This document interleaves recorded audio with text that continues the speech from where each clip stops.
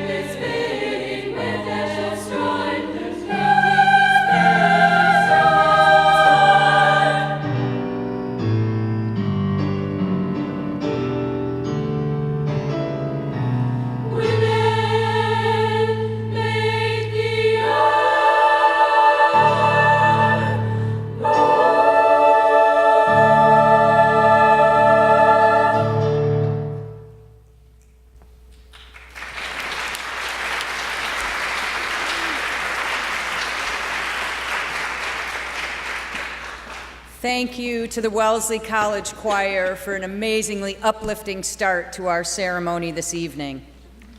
President Johnson, distinguished alumni, students, parents, faculty, staff, and guests, good evening. My name is Martha Goldberg Aronson, class of '89, and president of the Wellesley College Alumnae Association. And it is my great pleasure to welcome you to the 2018 Alumnae Achievement Awards ceremony. These awards were established by the Alumnae Association in 1970 to recognize the outstanding accomplishments of Wellesley graduates, and it remains the highest honor that Wellesley bestows. As you can well imagine, it takes an enormous amount of time and effort to select the recipients of this award. This important work is done by the Alumnae Achievement Awards Selection Committee. The committee is charged with the daunting task of selecting from among Wellesley's remarkable alumni body a few individuals who have brought particular honor to themselves and to the college through demonstrated excellence in their chosen fields. Committee members meet throughout the year, carefully reading thousands of pages of information about the nominees' work and professional achievements. We extend our heartfelt thanks to the selection committee members for their dedication and care throughout the selection process. And here tonight are both the members who chose tonight's honorees, as well as those who will carry on this important work. I would like to introduce each one of them and ask them to stand when I call their name, and if you could be so kind as to hold your applause until I've read the entire group. Our committee chair, Karen Whitley, class of '90, Sadie Burton Goss, class of '78, Andrea Goodman, class of '92, Beth McKinnon, class of '72, Charlene Morell Smith, class of '73, Jackie Masacchio, class of '89, Nandini Naki, class of '02, Teresita Ramos, class of '93, and although not able to be with us here tonight, Willa Jean McLean, class of '77. Please join me in thanking this dedicated committee.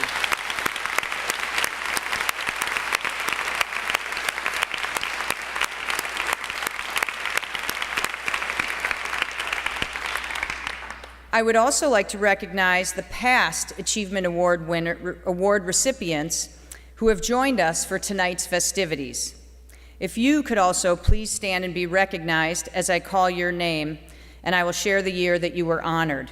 And again, I ask the audience to please kindly hold their applause until the end. Ophelia Dahl, Davis Scholar, class of '94, recipient in 2008, and also a member of our Board of Trustees. Andrea Dupree, class of '60, recipient 1982. Jean Kilborn, class of '64, received the award in 2015. Kwan Q Lai, class of '74, recipient in 2017. Elise Cherry, class of '75, recipient in 2017. And Maria Morris Homburg, class of '71, recipient in 2016. Are there any additional award members in our audience tonight who I may have missed? Great. Well, thank you all for joining us. We're thrilled to have you back.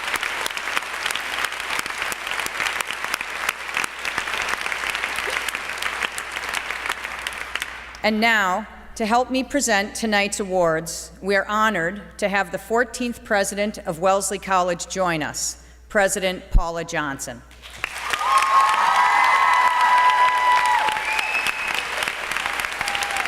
Thank you. Thank you, Martha. And thank you to the selection committee.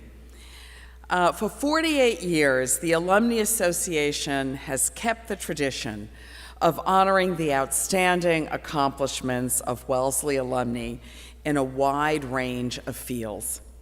Each recipient of the Alumnae Achievement Award is distinguished by the way her unique path from Wellesley forward has led to significant contributions in making the world a better place. She shares the determination of all our graduates to make a difference in the world. Over the years, recipients have been drawn from the fields of business, education, medicine, the arts, science, social activism, law, international affairs, journalism, public policy, and community service, and represent diversity on every level, proving that a Wellesley woman's place is in the world wherever she chooses it to be. The only typical path for a Wellesley alumna is the one that she forges with the courage and passion of her own convictions. I am so proud of the accomplishments and contributions of our awardees, and I thank you for joining us this evening. Thank you.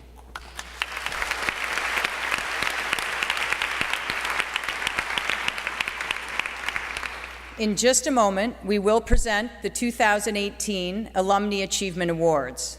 But first, the Wellesley College Choir will perform One Voice by Ruth Moody. The choir is conducted by Lisa Graham, the Evelyn Berry Director of Choral Music and Lecturer in Music here at Wellesley.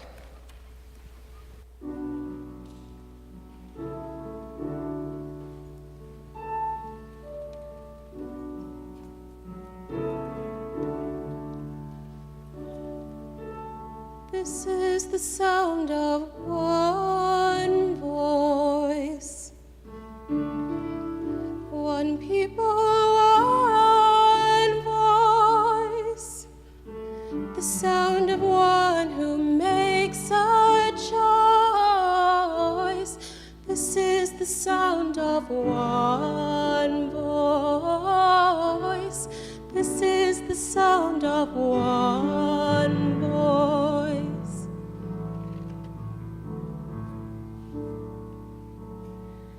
This is the sound of voices too, the sound of me singing with you, helping each other to make it through.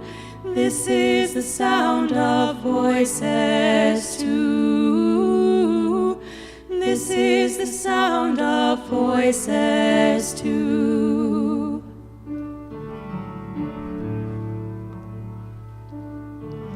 This is the sound of voices three, singing together.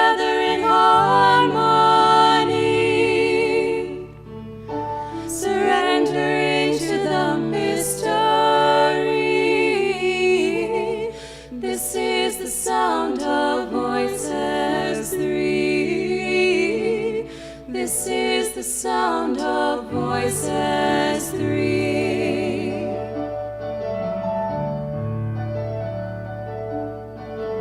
This is the sound of all of us, singing with love and the will to trust. Leave the rest behind, we'll turn to dust. This is the sound of all of us. This is the sound of all of us.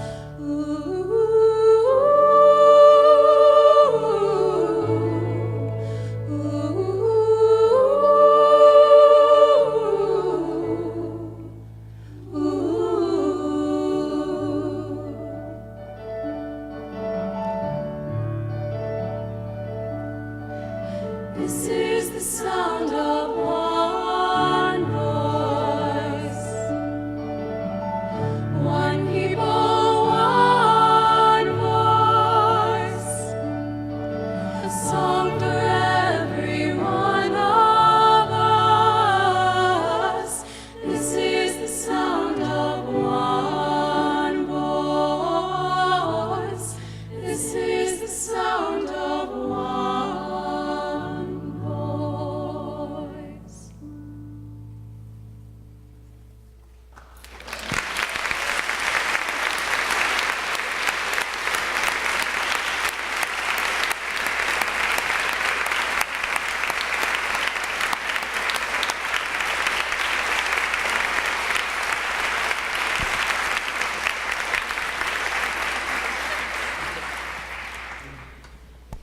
It is now my privilege and great pleasure to introduce to you the recipients of the 2018 Alumnae Achievement Award.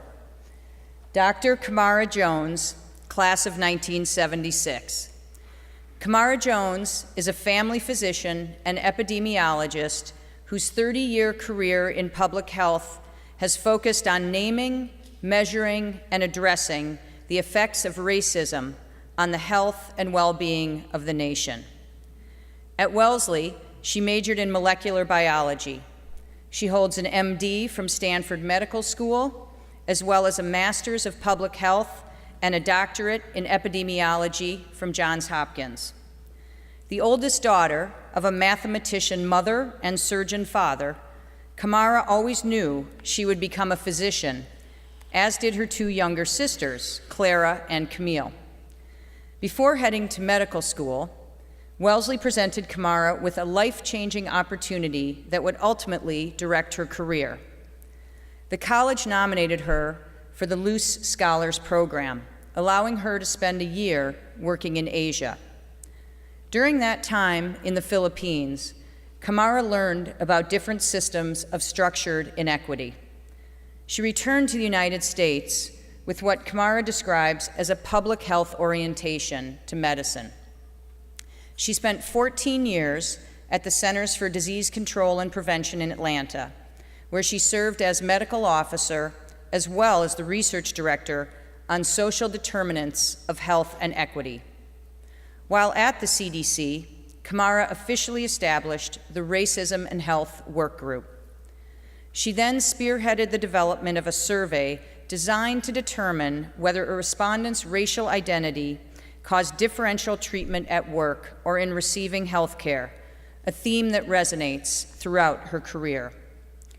While at the CDC, Camara authored numerous journal articles on the effects of racism on health. She also played a key role in the development and dissemination of the award-winning PBS series, Unnatural Causes, Is Inequality Making Us Sick? In addition to serving as an adjunct associate professor at the Morehouse School of Medicine in Atlanta and an adjunct professor at the Rollins School of Public Health at Emory University, Camara is also a senior fellow at the Satcher Health Leadership Institute and Cardiovascular Research Institute at the Morehouse School of Medicine. She describes her work as being concerned with, quote, race, racism, and anti-racism, end quote. As a past president of the American Public Health Association, she has underscored the need for a robust national conversation on racism as a first step to creating a healthier nation. Her well-known Gardener's Tale allegory acts as a framework to discuss the basis of race-associated differences in health outcomes by illustrating the external factors of race and racism and how they can directly influence the development and health of individuals. Camara says, quote, "Whenever I say the word racism, I'm not trying to divide the room into who's racist and who's not. I'm describing the system that is affecting all of us in different ways," end quote. Camara's work has shown that racism both determines opportunity and assigns value based on the social interpretation of how one looks. Camara and President Johnson, could you please join me at the podium? Camara, you have said, and I quote, "In my lifetime, I have wanted to contribute to a national conversation on racism, which in my children's lifetime would eventuate in a national campaign against racism, which in their children's lifetime will result in not only a dismantling of the system, but the putting in place of a new system in which all people can develop to their full potential." Camara, you have accomplished this and much more during your career in the public health sector. For your critically important fact-based work, including naming, measuring, and addressing the effects of racism on the health and well-being of the nation, Wellesley honors you. Thank you.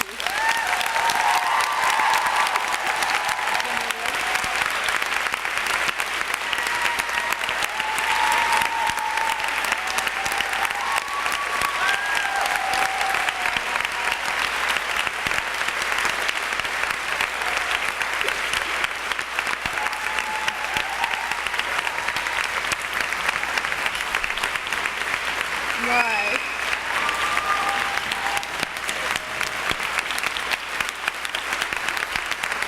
Thank you.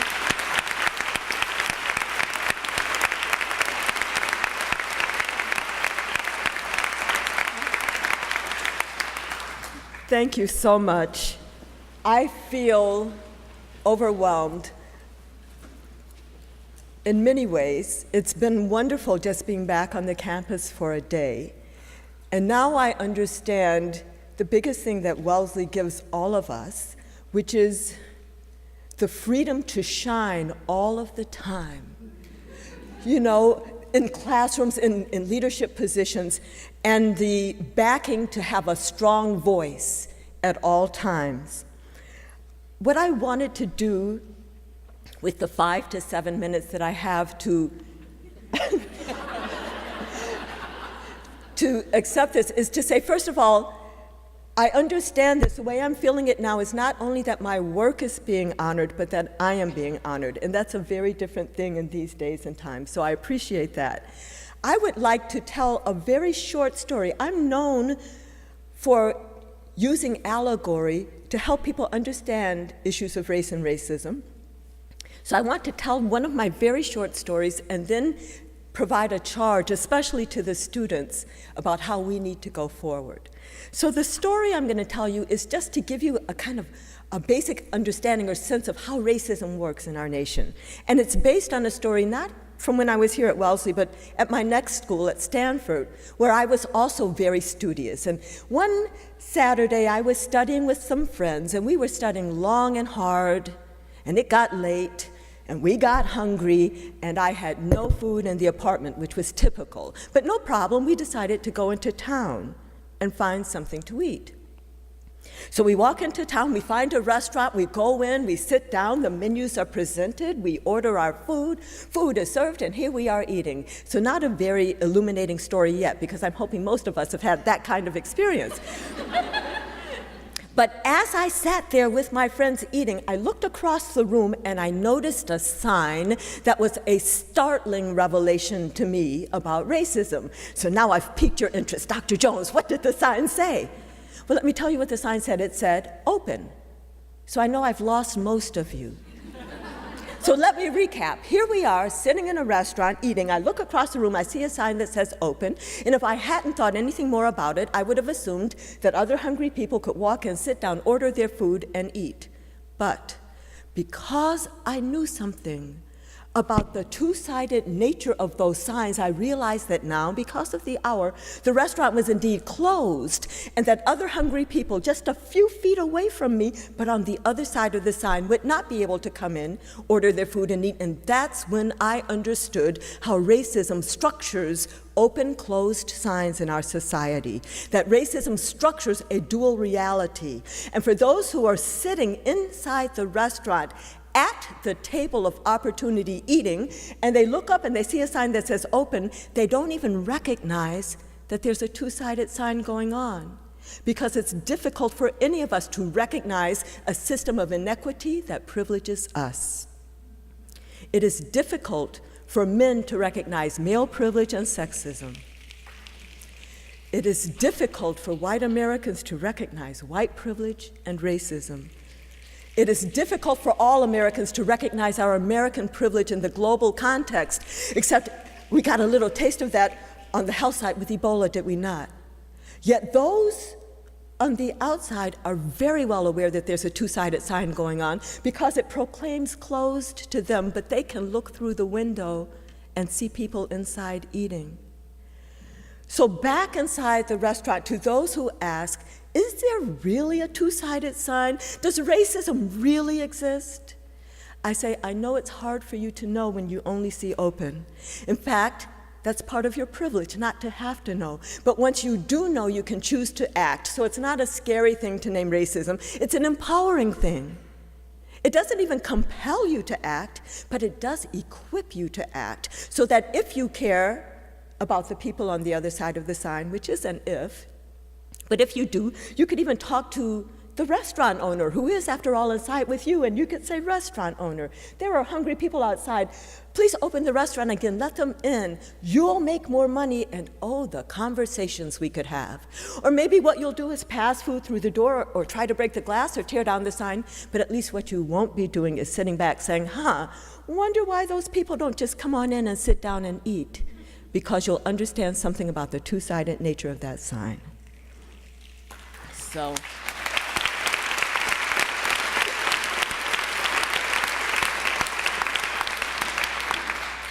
I could, of course, go on and talk for hours, but I won't. What I'm going to do now is turn from that, which is just an example of how I try to make conversations about race and racism clear and accessible, to my charge to the students. And my charge is fourfold. The first is, and I'll sort of give the four things, and then I'm going to flesh them out. The first is be courageous. The second is be curious. The third is be a citizen. And the fourth is build community. So when I say be courageous, I really mean be unafraid of controversy. Tell your truth. And I have to do that every time I stand up in front of an audience who sometimes not even expecting to hear anything about racism. And I am courageous and I tell my truth. Embrace challenge. If somebody offers you an opportunity to do something and you're a little nervous and, I don't know if I should do it or not, say yes. Not to drugs, okay, not to jumping off a cliff, right? But to reasonable things, because the person wouldn't say that, wouldn't offer you the opportunity if they didn't already know that you could do it. And when you embrace challenge and when you say yes to those opportunities that make you a little bit nervous, when you do them successfully, then you have learned something about your own capacity and you've expanded your understanding and knowledge of yourself. In this way, this is how you learn your power. Under be courageous, I mean for you to follow your passions and forge your own path. There have been, many people in your family and friends who are suggesting paths for you, and they've invested in you, and that's all well and good. But in the end of the day, this is your life, so be courageous to forge your own path. The second of the four BCs, the first is be courageous. The second is be curious. So ask why. Ask why a lot. That's the core of being a scientist, and both of us who are being awarded here are scientists. And not only ask why in a kind of why is the sky blue, but also examine history. Don't act. One of the core issues in our society right now is that we are ahistorical. We act as if the present were disconnected from the past, and as if the current distribution of advantage and disadvantage were just a happenstance. So be curious and examine history. Be curious about what's happening outside of your bubble. We're all in bubbles of our own experience, of our studies here right now at Wellesley and our families, and if we have kids, our kids and what they're doing. And some of our bubbles are large and expansive with thin soap bubble boundaries, and some are small with thick plexiglass boundaries. And in our society right now, I think they're getting smaller, and we're trying to tint them and make them polarized so we can't see out. But what I'm going to encourage you all to do is to burst through our bubbles, to really understand that just across town, or across the state or around the world, there are people who are just as kind, funny, generous, hardworking, and smart as you are, who are living in very different circumstances. So when we burst through our bubbles and are curious about the lives of others, we will experience our common humanity in many different settings. And finally, connect to the stories of others. Be interested in the stories of others, believe the stories of others, and join in the stories of others. So that's the second BC, be curious. The third is be a citizen, and this is even more important today than when I sometimes give that advice. Be concerned about the whole. Do not be selfish, greedy, self-interested, self-entitled, and all like that. Care about the whole and bring your whole self to everything that you do. So engage by contributing your perspective, step up and contribute your skills, advocate not just for yourself, but for the whole, and stay woke.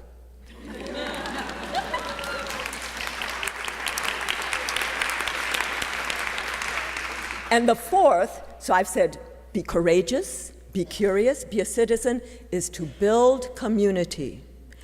Build community, first of all, by actively looking for evidence of two-sided signs, okay?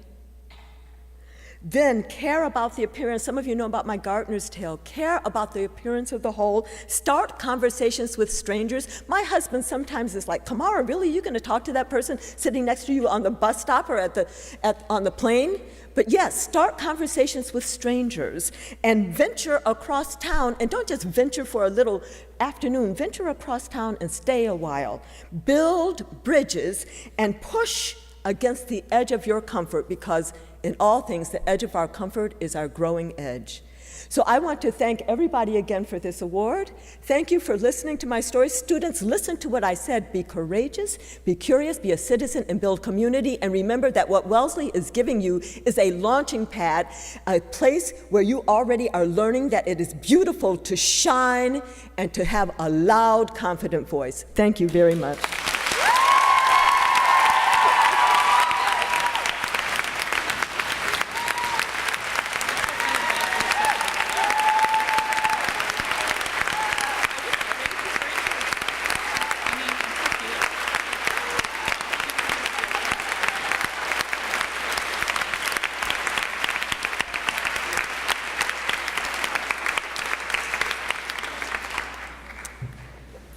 Wow.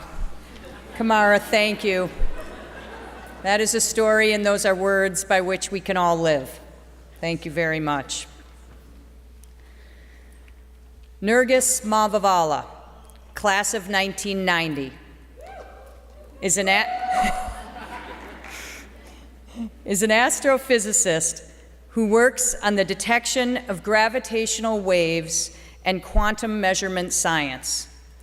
She was a double major in physics and astronomy at Wellesley, graduating magna cum laude. She went on to earn a PhD from the Massachusetts Institute of Technology and was a postdoctoral fellow and research scientist at the California Institute of Technology. She joined the physics faculty at MIT in 2002. Nergis is currently professor of astrophysics and associate department head of physics at MIT. In 2015, Nergis and the long-term scientific team that she has been part of were central to a monumental discovery. For the first time in history, scientists successfully detected the collision of two black holes by measuring the gravitational waves produced by the impact.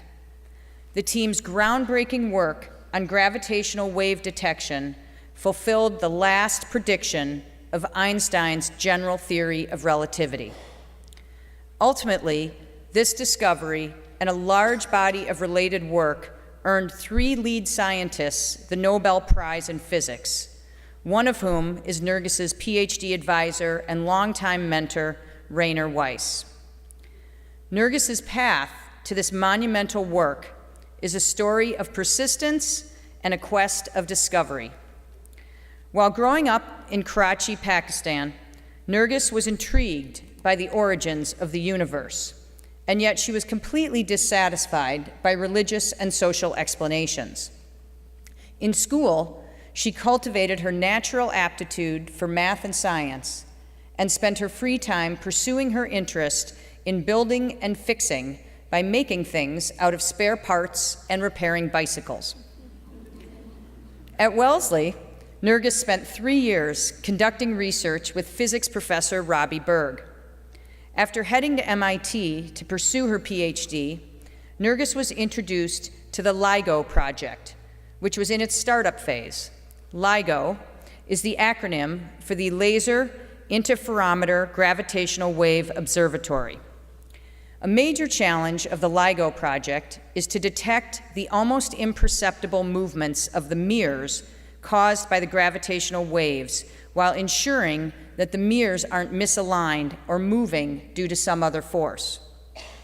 For her PhD, Nergis developed a system to sense the orientations of the mirrors and perfectly align them. Her system is still used in the detectors today. After finishing her PhD in 1997, Nergis carried her technical savvy and hands-on work ethic to the California Institute of Technology, where she continued working on LIGO, first as a postdoctoral researcher and later as a staff scientist. In 2002, as the detectors got up and running and the project expanded to include thousands of scientists all over the world, Nergis accepted a faculty position that brought her back to MIT, where she has continued working on LIGO while leading a team of graduate students and postdoctoral researchers. In the quest of ever greater sensitivity in the LIGO detectors, Nergis has conducted pioneering experiments on the generation and application of exotic quantum states of light. Her work has also included laser cooling and trapping of macroscopic objects to enable observation of quantum phenomena, which usually manifest at the atomic scale in human scale systems. The recipient of numerous honors, Nergis won a MacArthur Fellowship in 2010 for her research, and she was recently elected in 2017 to the National Academy of Sciences. Nergis and President Johnson, could you please join me at the podium?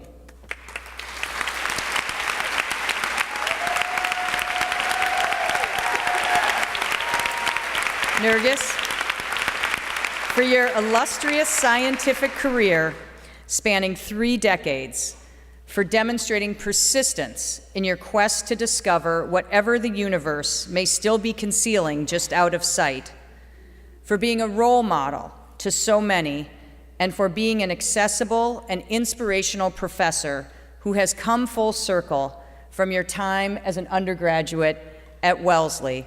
We honor you.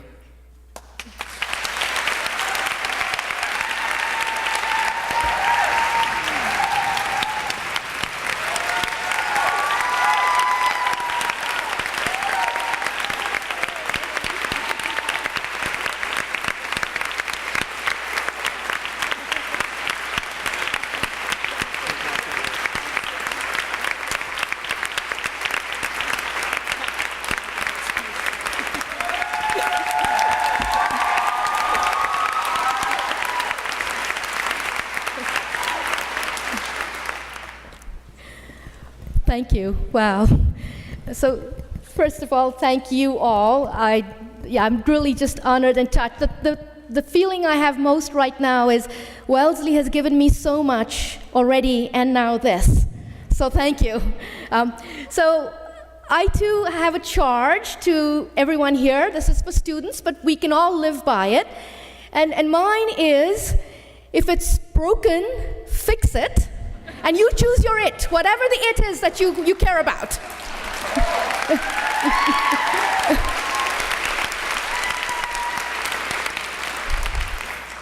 The next charge is, if it doesn't exist, invent it. Okay?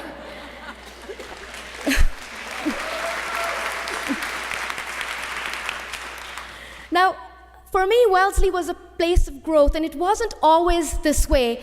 Along the path to fixing broken things, inventing new things, I had to learn the hard way that mostly in the beginning, I broke things.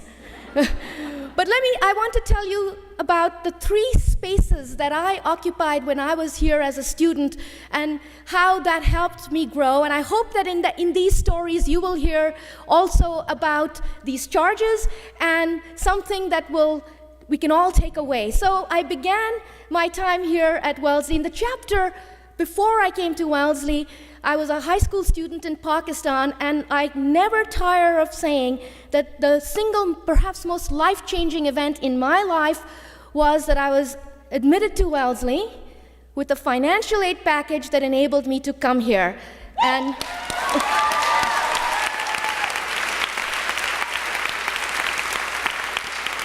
thank you. And we, the alumni, make that possible. So. Now, when I arrived at Wellesley, the very first place I came into was the Slater International Student House. And this was a place where I learned many things, but among the many things, I learned to cook. Now, most parents don't send their children to college to learn to cook, but that was one of the many things I learned to cook, and that was the first, if it's broken, you must fix it. Because it turned out that as international students, we had, at the time in the 80s, not much access to international food. So if you wanted international food, you learned to cook it. And we did. And I still wonder if some of those pots I burned in Slater are in the kitchen there. Well, I don't know. Then the second place that I have occupied, that occupied much of my time here on campus, was the sports center. And there I learned to play squash. I actually learned some very interesting things there whilst I was there. I learned about practice and perseverance. I actually learned an important life lesson that competitiveness, competition, and friendship are not in conflict. I had very good friends that I competed with ferociously, one of whom is in the room here today.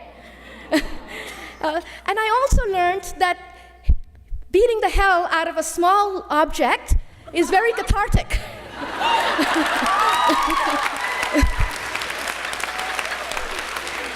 And today, when we're inundated with news that can bring us down, I highly recommend it to all of you. That, and let's all vote in November, okay?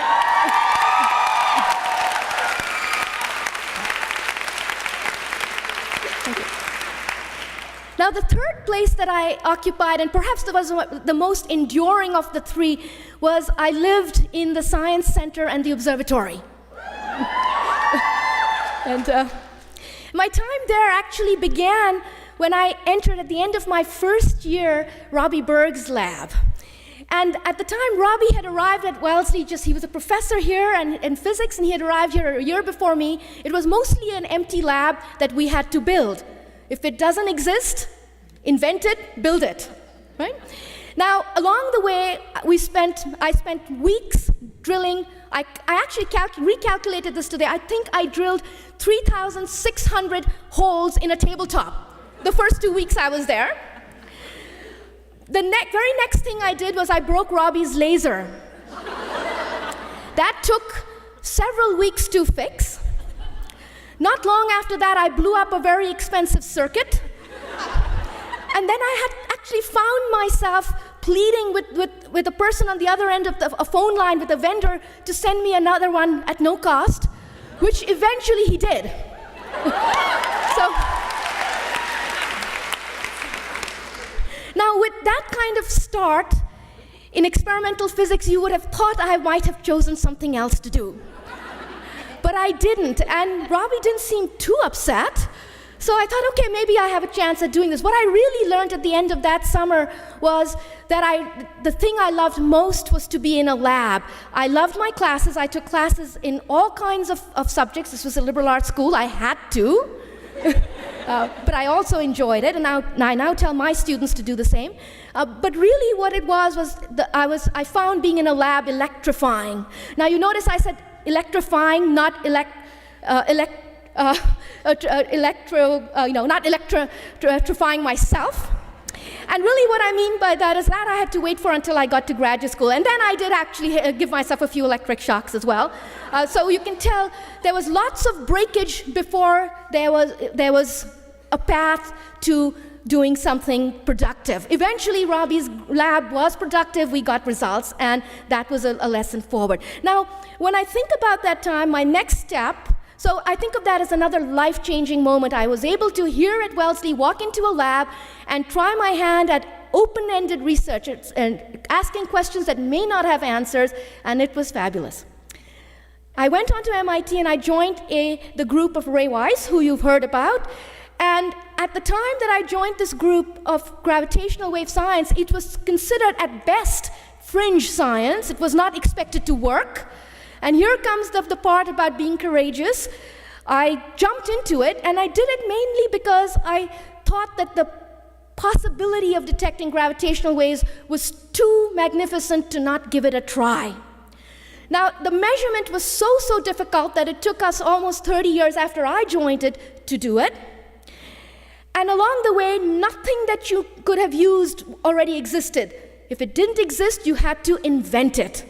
And that was a life's lesson for me as well. So I put these three things together to tell you that all throughout our education, there is no linear path, there's no straight way of going, there's no failure-proof path to go. Everything we do has meanderings and directions that we must take. So I want to close just by saying, as I began, Wellesley has given me a tremendous amount, and really for all of my mentors who are in the room and all my friends and my community that's here, little did you know that all that you've done can make a difference. And to me it really has, and this is the one thing, if there's one thing I would like to do for the rest of my life, is to pay that forward to my students. So thank you.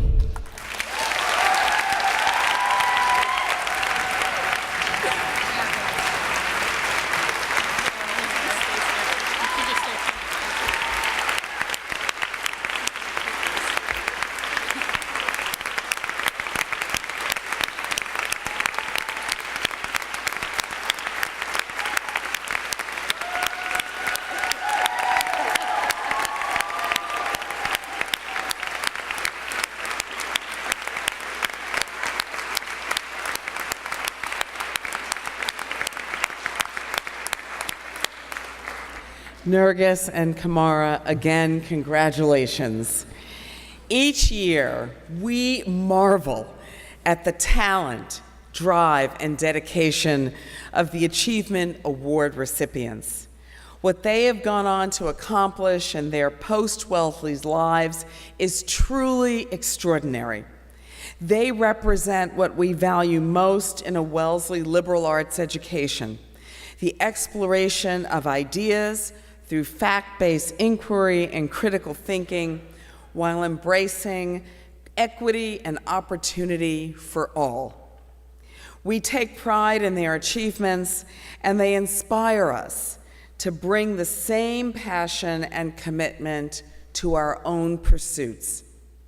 The oak leaf, which is the pin, was selected as a symbol of the Achievement Awards because it represents the strength, quality, and durability of the college and our alumni. The acorn, also represented on the pin, reminds us of our own potential to turn the personal privilege of our time at Wellesley into a life of purpose, meaning, and a positive difference in the lives of others. Thank you again.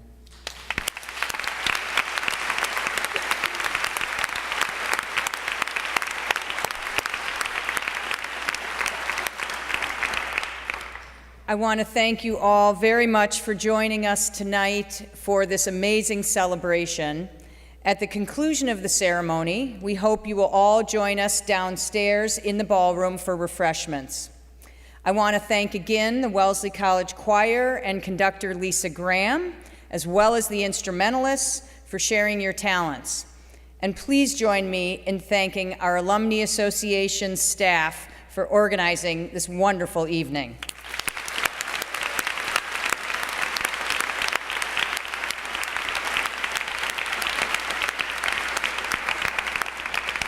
And now I'd like to ask you to please rise as the choir leads us in the singing of our alma mater. The lyrics can be found in your program.